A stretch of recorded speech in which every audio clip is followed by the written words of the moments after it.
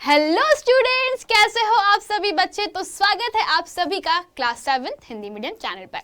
आज हम लोग करने वाले स्टार्ट एकदम नया चैप्टर जो कि आपके शरीर से संबंधित है। यस बच्चों, बेसिकली हम जानेंगे कि किस प्रकार से आपके शरीर में चीजें इधर से उधर जाती हैं।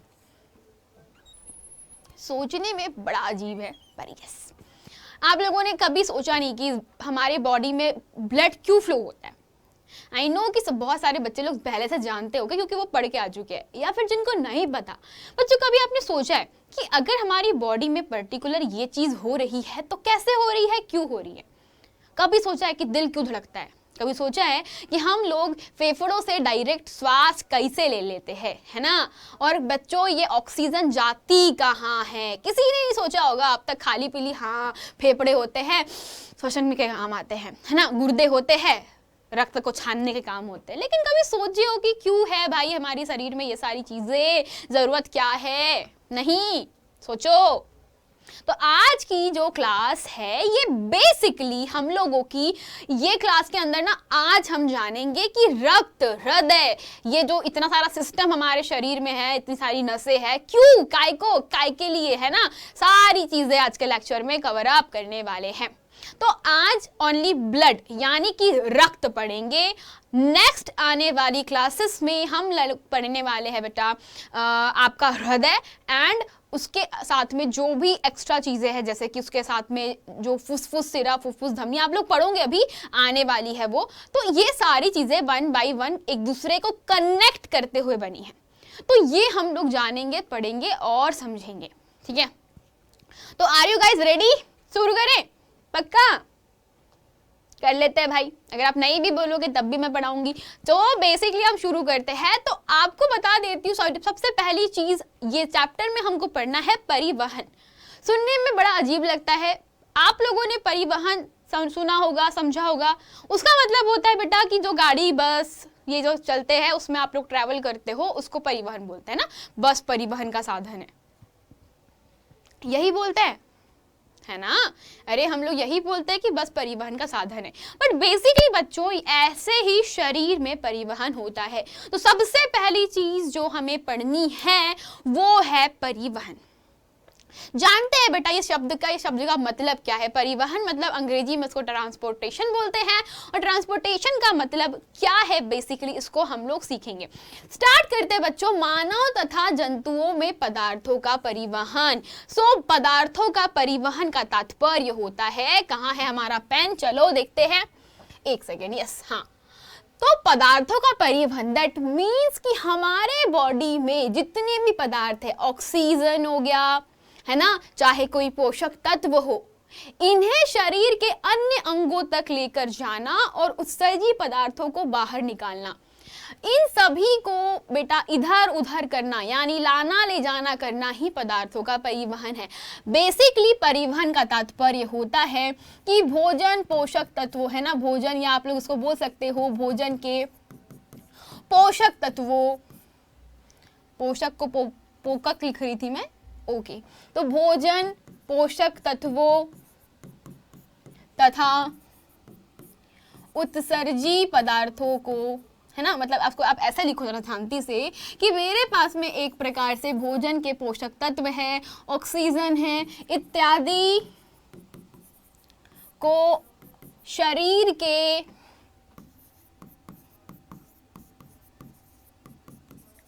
अन्य हिस्सों तक ले जाना और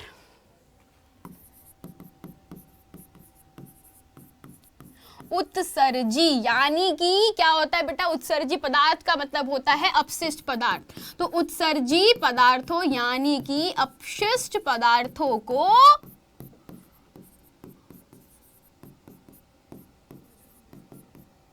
शरीर से बाहर लेकर जाना।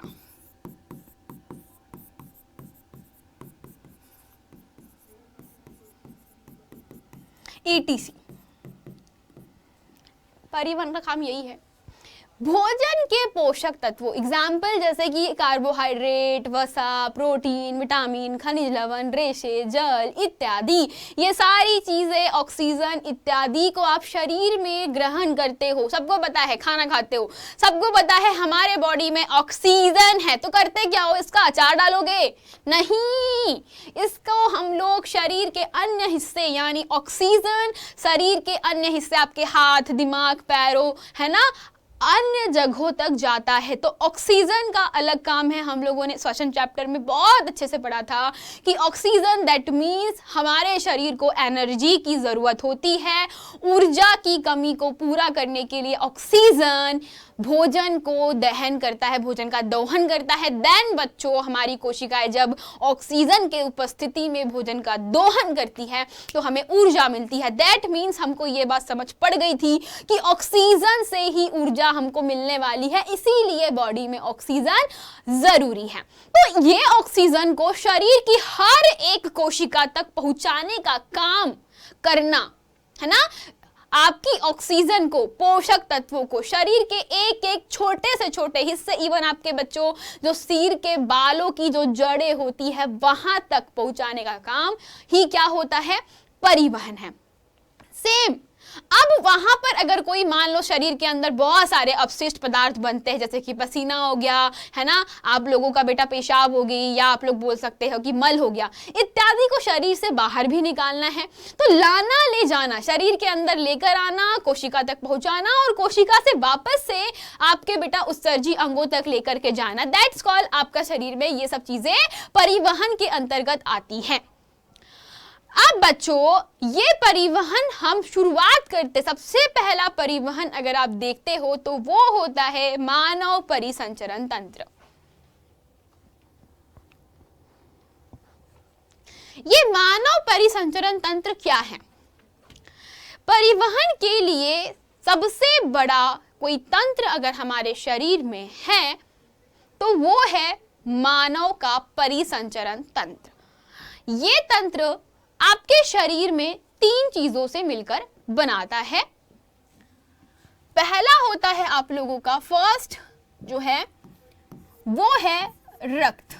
जी बच्चों, रक्त जिसका काम होता है पदार्थों को लाना ले जाना, पदार्थों को लाना ले जाना। ये बेटा अपनी भाषा में लिख रही हूं मैं, इसको पेपर में मत लिख कर आना, मैं आपको बस बता रही हूं कि रक्त क्या करता है। दूसरा, रक्त वाहिनियां,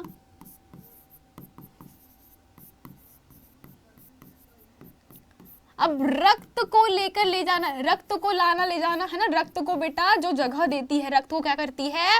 रक्त जिसमें प्रवाहित होता है, आप लोग इसको ऐसा लिख सकते हो कि जिसमें रक्त प्रवाहित होता है ना। रक्त बेटा, रक्त के अंदर क्या होता है? पदार्थ है, तो पदार्थों को कैसे बहाया जाएगा? जिसमें रक्त बहेगा, है ना। और भाई अपने तीसरे नंबर पर आते हैं सबसे बड़े वाले जी, और वो है हृदय।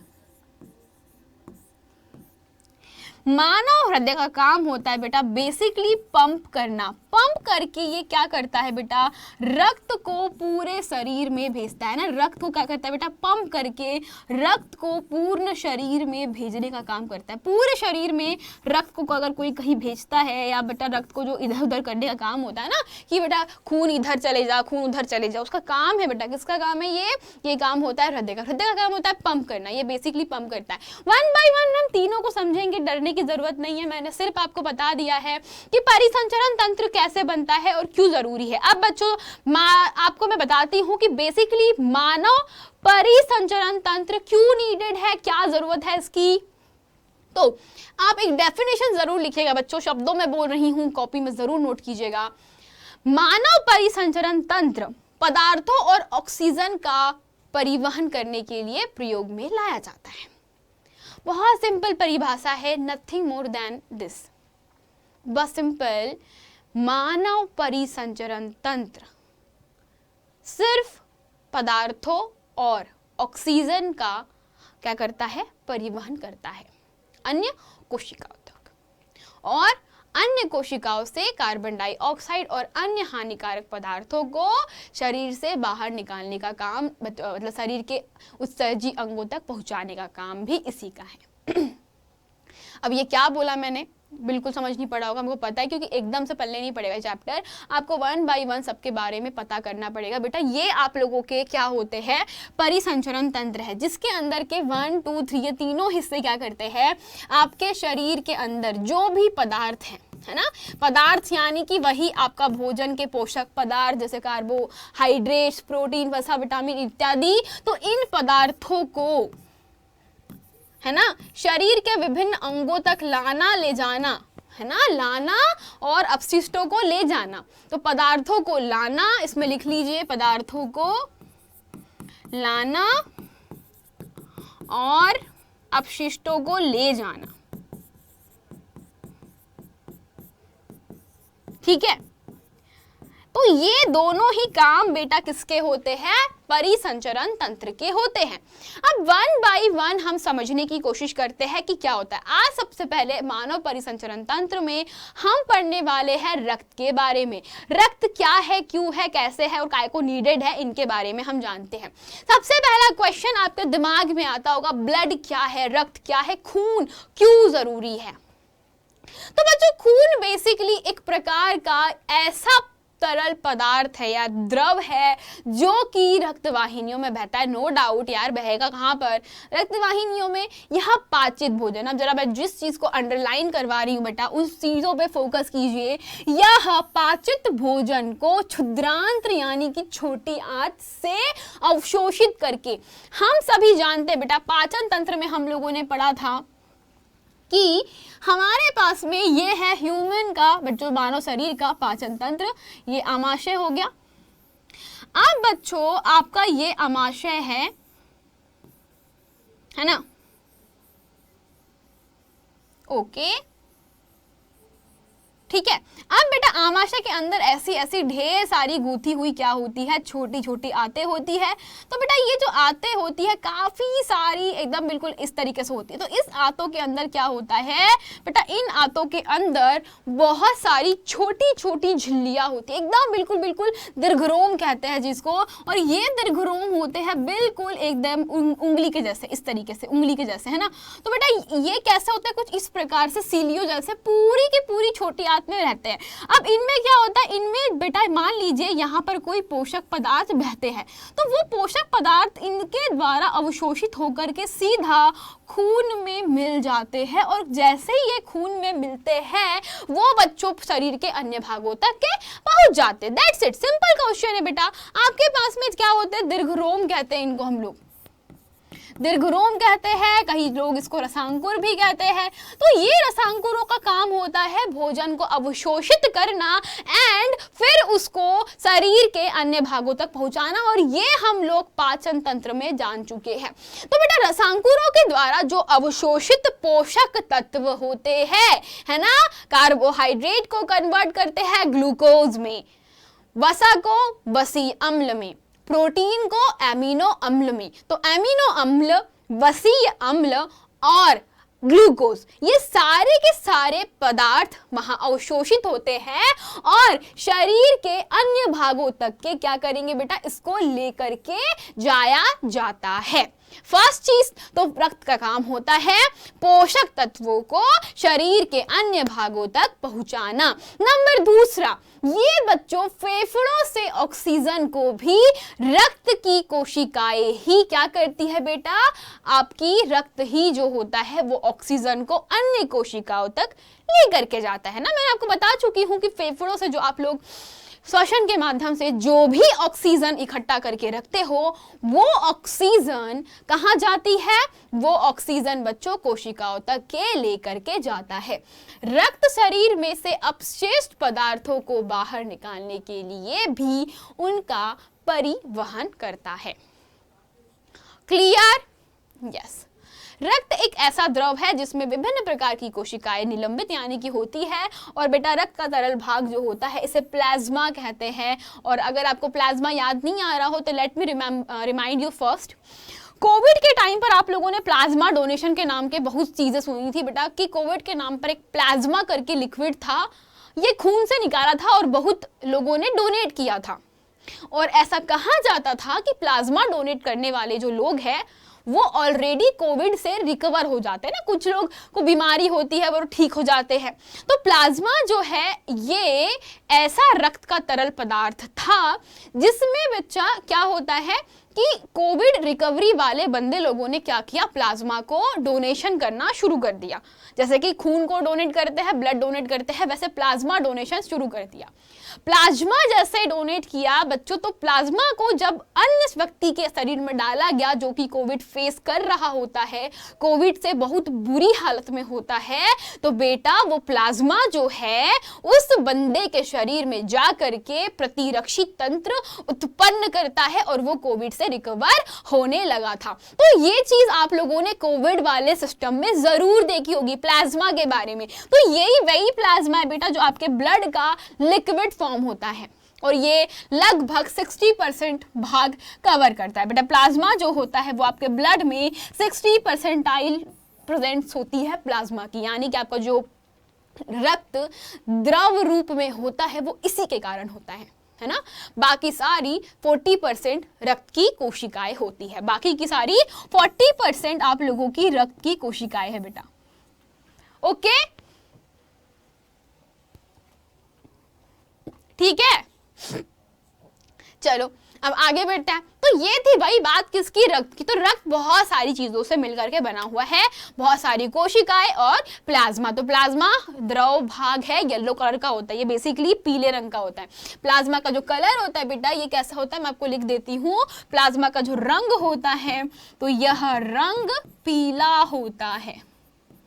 ओके नेक्स्ट, अब बेटा बात करते हैं रक्त में पाई जाने वाली कोशिकाओं की।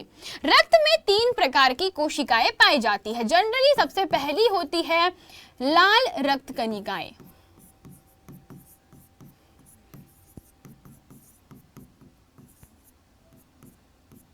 अब बेटा आप लोग बोलोगे मैम लाल रक्त कणिकाएं, अरे नाम से समझो रेड ब्लड सेल्स है ना। हिंदी आजकल किसी को समझ में नहीं आती, सबको अंग्रेजी पल्ले पड़ती है।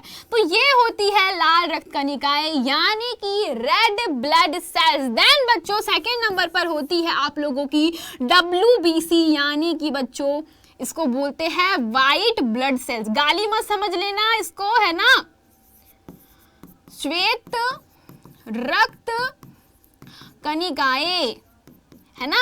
WBC RBC करने लगूं तो इसको गाली मत समझ लेना कि मैम कोई गाली बकरी हमको है ना, ऐसा मत बोलने लग जाना रे भाई साहब, बता दे रही हूं मैं है ना। WBC बोले तो वाइट ब्लड सेल है ना, लोग इसी का यूज करते हैं आजकल के जमाने में। लाल रक्त कणिका, श्वेत रक्त कणिका, रेड ब्लड सेल, W बोल रही हूं मैं, वाइट ब्लड सेल्स, ऐसा कोई नहीं बोलता। सब क्या बोलते हैं WBC RBC है ना, सब यही वर्ड यूज करते हैं। आपको भी ऐसे सीखना पड़ेगा ठीक है। तो हम लोग यूज करने वाले हैं वर्ड RBC और WBC। आप सभी को ये वर्ड्स याद रखना पड़ेगा बच्चा। ये आप लोगों को याद रखने का सबसे सिंपल सा तरीका है ना, कि W for white, red for red. तो ये दोनों कणिकाएं यानी कि ये रक्त की कोशिकाएं है। And the third one is बच्चों पट्टिकानु, प्लेटलेट्स बोलते हैं इसको हिंदी में पट्टिकानु और अंग्रेजी में बोलते हैं प्लेटलेट्स। बायोलॉजी में बच्चा जनरली क्या होता है, हम अधिकांश शब्द अंग्रेजी के प्रयोग करते हैं क्योंकि हिंदी में इतना पल्ले नहीं पड़ता।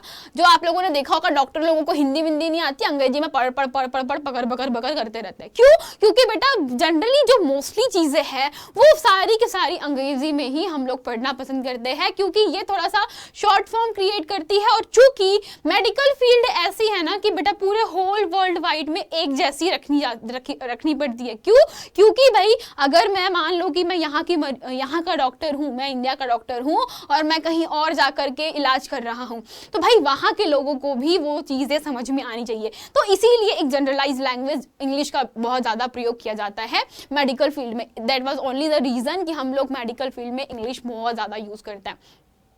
तो बेटा ये हो गया पट्टिकानु, प्लेटलेट्स, आपके WBC और RBC, ये 3 ब्लड सेल्स आप लोगों की पाई जाती है। अब वन बाय वन इनके बारे में अपन पढ़ेंगे कि है क्या ये, है ना। शुरू करते हैं सबसे पहले बेटा, इसको अपन देखते हैं।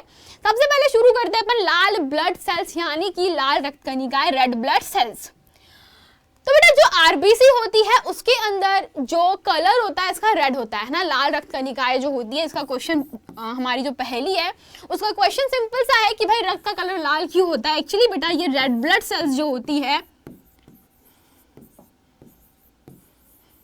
ये देती है रक्त को रेड कलर। अब रेड ब्लड सेल्स का जो लाल रंग होता है, ये लाल रंग कैसे होता है, ये लाल रंग आता है हीमोग्लोबिन के कारण। अब ये जो लाल कलर है, जो लाल रंग है, वो आता है एक वर्णक जिसका नाम है हीमोग्लोबिन। हीमोग्लोबिन एक ऐसा वर्णक होता है जो अपने साथ में क्या करता है, ऑक्सीजन को ले लेके चलता है बेटा। ये यही है वो लाल रक्त कणिकाएं, ये है वो रेड ब्लड सेल्स जो पदार्थों का परिवहन करती है बेटा। अगर आपसे कोई क्वेश्चन पूछता है कि पदार्थों का परिवहन कौन सी कणिकाएं करती है, तो आपको पता होना चाहिए बेटा कि पदार्थों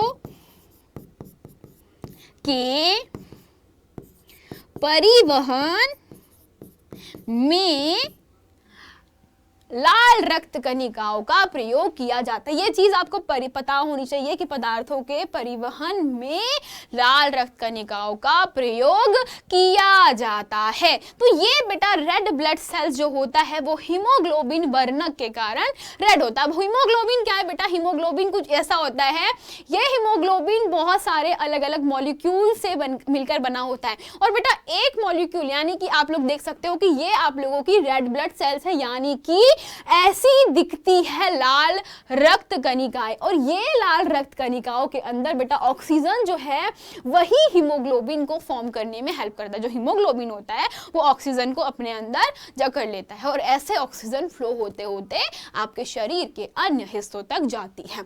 तो बेटा ये लाल रक्त कणिकाएं कुछ इस प्रकार से शरीर के अंदर प्रवाहित होती हैं। ओके, यहां तक चकाचक टकाटक क्लियर। अरे भाई कुछ बोलो, हानि कुछ तो बोलो बेटा, है ना। ओके बढ़िया। अब बारी आती है WBC यानी कि white blood cells. White blood cells बच्चों जनरली आप लोगों के व्हाइट ब्लड सेल्स के पहले मैं आपको RBC के बारे में बता देती हूँ थोड़ा सा कि बेटा अगर आपसे कोई पूछे कि लिखने के लिए RBC क्या करती है, तो रक्त में एक प्रकार की कोशिकाएं जिसको अपन लाल रक्त कोशिकाएं बोलते हैं, लाल रक्त कणिकाएं बोलते हैं, ये होती हैं जिनमें एक वर्णक होता है हीमोग्लोबिन। यही जो है ऑक्सीजन को अपने साथ संयुक्त करके शरीर के सभी अंगों में और फिर कोशिकाओं तक परिवहन करता है। मैं आपको ऑलरेडी बता चुकी हूं हीमोग्लोबिन ब्रो हमारा क्या करता है बेटा, हीमोग्लोबिन है ना, जो आप लोगों का हीमोग्लोबिन है, ये हीमोग्लोबिन का काम होता है ऑक्सीजन को पकड़ करके शरीर के अन्य कोशिकाओं तक पहुंचाना। हीमोग्लोबिन की कमी होने पर शरीर की सभी कोशिकाओं को कुशलता पूर्वक ऑक्सीजन प्रदान करना कठिन हो जाता है। हीमोग्लोबिन की उपस्थिति के कारण ही रक्त का कलर लाल होता है। बेटा आप लोगों ने सुना होगा जब भी कभी क्या होता है कि हीमोग्लोबिन की कमी होती है, आप लोगों ने कभी नोटिस नहीं किया होगा, डॉक्टर बड़े परेशान हो जाते हैं। डॉक्टर बहुत परेशान हो जाते हैं जब वो प्राप्त करते हैं कि आपके शरीर में हीमोग्लोबिन बड़ा कम है ना। तो हीमोग्लोबिन के कम होने से क्या होता है, ऑक्सीजन की पूर्ति प्रॉपर तरीके से नहीं हो पाती। तो बेटा बेसिकली जिसके शरीर में हीमोग्लोबिन बहुत कम होता है वहां पे उनके शरीर में बहुत सारी प्रॉब्लम हो सकती है। लाइक शरीर में बच्चा जो भी खाना है, जो भी कोशिकाओं में भोजन है वो पचेगा नहीं। क्यों? ऑक्सीजन नहीं है तो भोजन कहाँ से पचेगा। तो एक तरीके से आपने देखा होगा जो कम खून, जिसमें खून की कमी होती है, इसको जनरली बोलते हैं अपने लैंग्वेज में कि भाई उसको खून की कमी है। वो खून की कमी नहीं, हीमोग्लोबिन की कमी होती है, जिसके कारण आपके शरीर में सूजन सी है, फूल आप फूले से दिखने लगते हो ना, हल्का सा मोटे से दिखने लगते हो। तो दैट्स द ओनली रीजन, है ना। तो बच्चा ये प्रदान करना कठिन हो जाता है। हीमोग्लोबिन की उपस्थिति के कारण ही कलर रेड होता है। ओके, तो ये थी बात किसकी, लाल रक्त कणिकाओं की। अब बारी आती है WBC यानी कि श्वेत रक्त कणिका। इसको बेटा हमारी एक रोग प्रतिरोधक क्षमता, आपने सुना होगा हमारी शरीर की एक इम्यून सिस्टम होता है। आप लोगों ने ये वर्ड सुना होगा, इम्यून सिस्टम। क्या होता है इम्यून सिस्टम? इसको बोलते हैं बेटा अपनी रोग प्रतिरोधक क्षमता।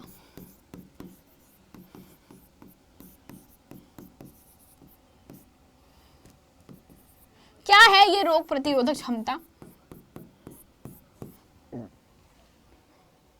दैट मीन्स बच्चों कि आपके शरीर में एक ना ऐसी सेल्स होती है जो कि आर्मी सेल्स होती है। ये बिल्कुल एकदम बिल्कुल लड़ाकू होती है ना। इनको जब भी लगता है कि हमारी टेरिटरी में कोई दूसरा बंदा आ रहा है तो बोलती चल निकल, तो ये जाती है और बिल्कुल आर न पार और वो खा जाती है। बिल्कुल बच्चों, WBC यानी कि जो वाइट ब्लड सेल्स है, इनका काम ही होता है कि जो भी इन्हें भोजन मिला सड़ ये खा जाती है। बेसिकली होता ये है कि रक्त में अन्य प्रकार की कोशिकाएं भी होती है जिन्हें हम लोग श्वेत रक्त कणिका यानी कि WBC कहते हैं। ये कोशिकाएं उन रोगाणुओं को नष्ट करती है जो हमारे शरीर में प्रवेश कर जाते हैं। बेसिकली बच्चों, मान लीजिए आपके शरीर में कई बारी होता है कि कुछ अन्य जीवाणु, लेट्स बच्चों एक एग्जाम्पल लेते हैं। अभी सबको कोविड हो रहा है तो कोविड का एग्जाम्पल नहीं लेते हैं, हम एग्जाम्पल लेते हैं सर्दी खांसी का। अच्छा, आपने कभी नोटिस किया है कि जब पहली बार आपको सर्दी खांसी हुई होगी तो नाक से बह रहा होगा और कभी खत्म ही नहीं हुई है ना। और उसके लिए फिर आपको मेडिसिन लेनी पड़ती है। जब आपने दवाई ले ली तो दवाई लेने के बाद अगली बार जब सर्दी खांसी होता है बच्चों, तो आप लोगों को सर्दी खांसी के लिए कभी दवाई नहीं लेनी पड़ती, वो ऑटोमेटिकली 2-3 दिन में ठीक हो जाता है।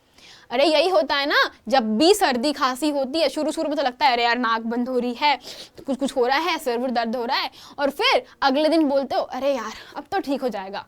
मेडिकल क्या ही डॉक्टर के पास में जाए सर्दी खांसी के लिए। ऐसा क्यों?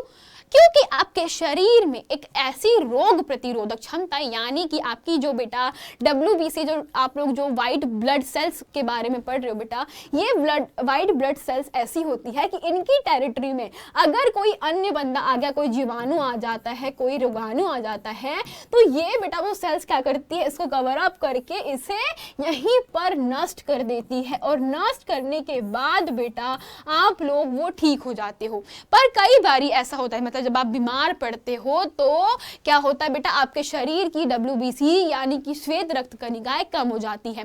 तो जब आप ठीक नहीं होते हो तो इनकी क्षमता को बढ़ाने के लिए डॉक्टर आपको देते हैं दवाइयाँ, और उससे फिर आप लोगों की WBC मजबूत होती है एंड फिर से इनसे लड़ाई करती है और फिर इन्हें नष्ट करती है और आप ठीक हो जाते हो, है ना।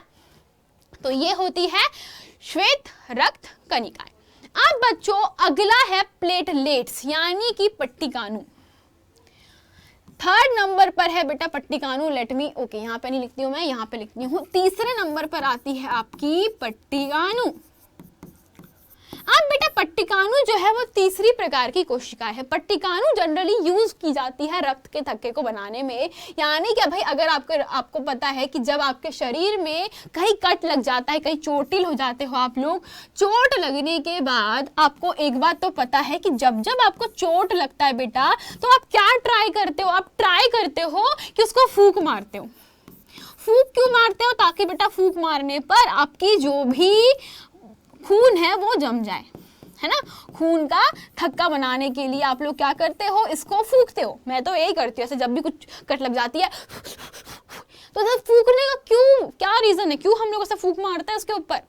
रीजन बेटा बहुत सिंपल है। रक्त का थक्का बन जाना उसमें एक अन्य प्रकार की कोशिकाओं की उपस्थिति के कारण होता है, जिसे हम लोग पट्टिकाणु या प्लेटलेट्स कहते हैं। बेसिकली बच्चों जो फूंक मारने वाला, कहाँ गया फूंक मारने, हाँ, तो ये जो फूंक मारने वाला जो लॉजिक है, इसके पीछे का रीजन बहुत सिंपल सा है, और वो रीजन ये है कि जब भी हम किसी चीज को फूंक मारते हैं बेटा, तो फूंक मारने से क्या होता है, अब आपको एक लेयर बताती हूँ, एक चीज बताती हूँ। ये मान लो बेटा आपके शरीर में फ्लो होता ब्लड है, ये मान लीजिए आपके शरीर में बहता हुआ रक्त है। तो रक्त जब बहता है और अचानक से कोई बच्चों कट लग जाता है, तो वहां पर उपस्थित जो भी स्किन होती है, जो भी कोशिकाएं हैं, वो डैमेज हो जाती है। ऑब्वियस ही बात है, कट लगना मतलब क्या होता है कि बहुत सारी कोशिकाएं डैमेज हो चुकी हैं। कट लगना या बेटा आपका कुछ चोटिल हो जाना, दैट मीन्स कि आपके शरीर की उस हिस्से की कि जो कोशिकाएं है बेटा, वो कोशिकाएं क्या हो चुकी है, नष्ट हो चुकी है। अगर भाई कोशिकाएं यानी कि आपके शरीर के, मान लो यहाँ कट लग गया तो वहां की सारी कोशिकाएं नष्ट हो जाती है। और जब खून बहता रहता है तो उसको लगता है यार यहाँ पे तो गैप है। अरे भाई जब यहाँ पे वो बहेगा तो उसको लगेगा ना यहाँ तो यार कुछ तो गड़बड़ है, कुछ तो गड़बड़ है दया। तो भाई उसको लगता है कि कुछ इशू है। फिर क्या होता है, इसमें पाई जाती है छोटी छोटी सी प्लेटलेट्स, है ना, रक्त में पाई जाती है बहुत छोटी छोटी सी प्लेटलेट्स। तो वहां से अब खून बहता है। आपको पता है जब चोट लगेगी तब खून बहता है। तो बेटा जब खून बहना प्रारंभ होता है वहां से, तो ये जो प्लेटलेट्स है वो धीरे धीरे धीरे यहाँ पर नेटवर्क बनाती है, धीरे धीरे धीरे क्या करती है, एक दूसरे से इकट्ठा होके हवा की उपस्थिति में जमने लगती। क्या होता है बेटा, ये प्लेटलेट्स ने यहाँ पे एक तो बिल्कुल ऐसा नेट बनाती, जाल बनाती है ना, और वो जाल के अंदर क्या होता है बेटा, ये प्लेटलेट्स का काम होता है ऐसे नेट तैयार करना। और जैसे ही ये हवा की उपस्थिति में आता है ना, आप लोग फूंक मारोगे तो हवा लगेगी इसको, तो हवा जब लगती है तो क्या होता है, ये जो प्लेटलेट्स होती है वहां जाकर के जम जाती है। तो बेटा ये प्लेटलेट्स क्या करी, नेट बनाई। अब आपकी यहाँ पर जो रेड ब्लड सेल्स है बेटा, वो खून जो होता है वो धीरे धीरे फंसने लग जाता है। यहाँ पर क्या होता है, वो खून आप लोगों का फंसने लग जाता है और वो जगह इस तरीके से रिकवर होती है। अब यहाँ पर जम जाती है आपकी रक्त कणिकाएं जो भी बह रही थी। तो बेटा यहाँ पर अब एक पूरी तरीके से एक बॉर्डर बन जाती है, एक ब्लॉक कर देता है ताकि हमारा रक्त फ्लो ना हो और बाकी का रक्त इस तरीके से बहता रहता है। और फिर हमारी जो भी क्षतिग्रस्त कोशिकाएं हैं वो धीरे धीरे धीरे धीरे आपस में भरने लगती है और हमारी चोट ठीक हो जाती है। देखो यहाँ पर, देखो यहाँ पर, है ना। तो बेटा ये है, ठीक है, क्लियर, यस। तो इस तरीके से आप लोगों के शरीर में क्या होता है बच्चा, जनरली कोशिकाओं का कहीं पर अगर आपको चोट लग जाती है तो वो ऑटोमेटिकली हील होने लगता है, बहुत जल्दी ठीक हो जाता है। अब बच्चों आप लोगों के लिए छोटा सा होमवर्क है, बेटा अगली कक्षा में हम लोग जो पढ़ने वाले हैं वो है रक्तवाहिनियाँ, है ना। हम लोग जो पढ़ेंगे वो है रक्तवाहिनियाँ एंड एक सेकेंड, है ना।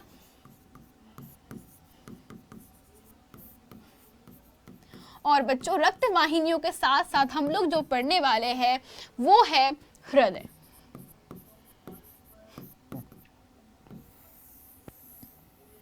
ये दोनों टॉपिक हम लोग नेक्स्ट क्लास में कवर अप करने वाले हैं। पर बच्चों आप लोगों के लिए एक छोटा सा होमवर्क है, please just do that. One of the most important question पूछा जाता है, रक्त के कार्य लिखिए। बहुत बहुत बहुत आईएमपी क्वेश्चन है ये, रक्त के कार्य। बेसिकली बच्चों ये जो रक्त के कार्य है ये इतना टफ है नहीं जितना बच्चे लोग समझ लेते हैं। बच्चे लोग जनरली कंफ्यूज होते हैं कि मैम रक्त के कार्य क्या लिखे। अगर आपसे मैंने बोला बेटा रक्त के कार्य लिखने के लिए, तो सबसे पहली चीज आपको सोचनी है कि रक्त कौन सा, WBC, RBC, प्लेटलेट्स, हर एक का काम कर लो। हमारा रक्त जो होता है पदार्थों का परिवहन करता है, रक्त जो होता है वह रोगाणुओं से रक्षा करता है, रक्त जो होता है थक्का जमाने में मदद करता है। इतनी सारी चीज़ें आप लोग इकट्ठा लिख सकते हो, पर बच्चे फिर भी कंफ्यूज होते हैं, पता नहीं काहे। तो बच्चों अब मेरा होमवर्क है कि आज जो हमने पढ़ा है उसके हिसाब से आप सभी को रक्त के कार्य लिख करके लेकर आना है। और बच्चों ये आपके नोट्स में आपको प्रिपेयर करना है। मुझे पता है, आई नो दैट कि अगर आप नहीं करोगे तो भी मतलब इट काइंड ऑफ बच्चों थिंग है कि हमने इतनी सारी मेहनत करी है पर सब वेस्ट, है ना। तो जो हमने आज पढ़ा है उससे चूज करो, ढूंढो और रक्त के कार्यों को अपनी कॉपी में लिखो। मिनिमम 5 पॉइंट बनाने की कोशिश करना, नहीं बनेंगे तो I will tell you in next class. अब चलते बच्चों, नेक्स्ट क्लास में मिलेंगे हम लोग बहुत सारे नए फैक्ट रक्तवाहिनियों और हृदय के बारे में पढ़ने के लिए। तब तक के लिए चलते हैं, धन्यवाद।